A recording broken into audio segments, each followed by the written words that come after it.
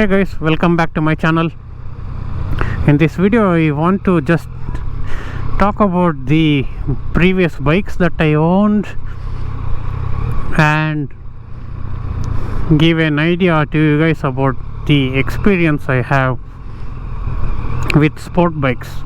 Guys, if you like my videos, please hit the like button and subscribe to my channel. It will help a lot. So my first ever bike was back in India. It was a 125cc bike from Honda called Honda Shine, and I really enjoyed that bike. And to the people in the US, you might think 125cc is such low on power but for Indian streets and as a first bike, that was more than enough for me, and I really enjoyed it. I had it for almost 5 years, and then I got a second bike, which was the Bajaj Pulsar 180cc GTSI. I will try to see if I can attach an image to this video. My video editing skills is not that great yet that I can, but I will give that a try to give you guys an idea on the bike that I owned. And those were the two bikes that I had in India. Other than this, my brother had a Yamaha FZ 150, and a few years down the line he got a Royal Enfield Classic 350. So we both exchanged bikes on a regular basis. If I ride one bike in the morning, I would be riding another in the evening. So you can kind of say that we both owned 4 bikes in total. Anyway, after I came to the US, the first bike I got was a Yamaha R6. It was day and night difference in power between what I had in India and what I got here. I mean, it wasn't a surprise as such because I knew what to expect, and to be honest, I am a responsible rider. I just don't twist the throttle for the heck of it and ride carelessly. So I was able to handle myself on a much more powerful bike than I had experience with. But to give a disclaimer, when I bought the R6 here, I had more than 10 years of riding experience, so I wasn't a newbie to motorcycles.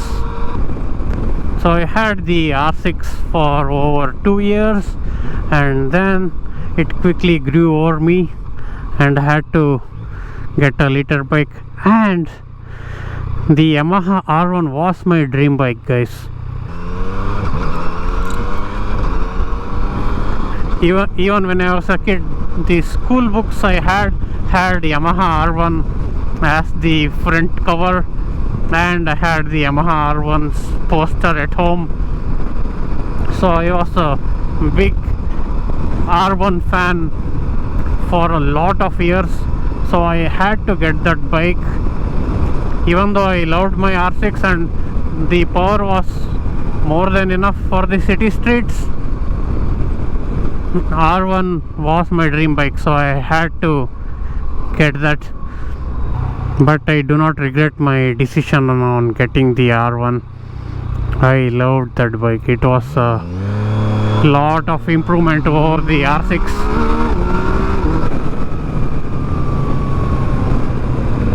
And now, as you guys can see, I have a Tracer 900 GT, and this is a fun bike to ride. I love this. It is a lot more comfortable. I mean, it's not comparable at all to a super bike in terms of ergonomics or comfort. So I am enjoying this bike a lot more, to be honest. Even though R1 was my dream bike and I had to sell it, I was really sad when I actually sold the R1. I didn't want to do it, but the insurance was expensive on that bike and I couldn't really afford to pay so much of insurance on that bike anymore. And I couldn't let go of motorcycling either. I wanted to continue my hobby, so I decided to switch to a more friendly bike.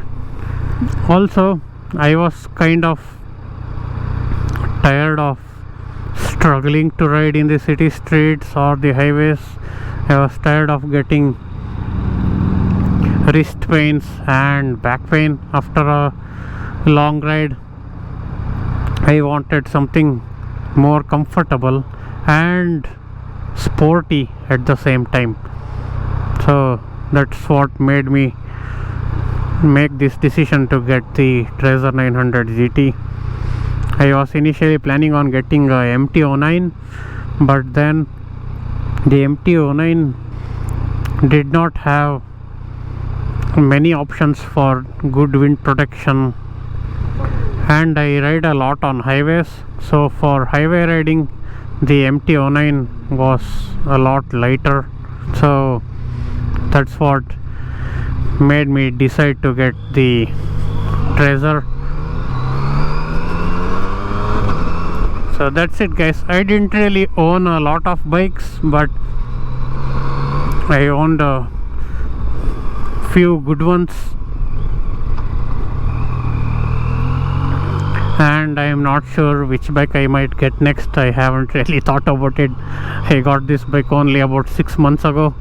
So anyway, that was it for this video, guys. Talk to you guys in the next one. Bye.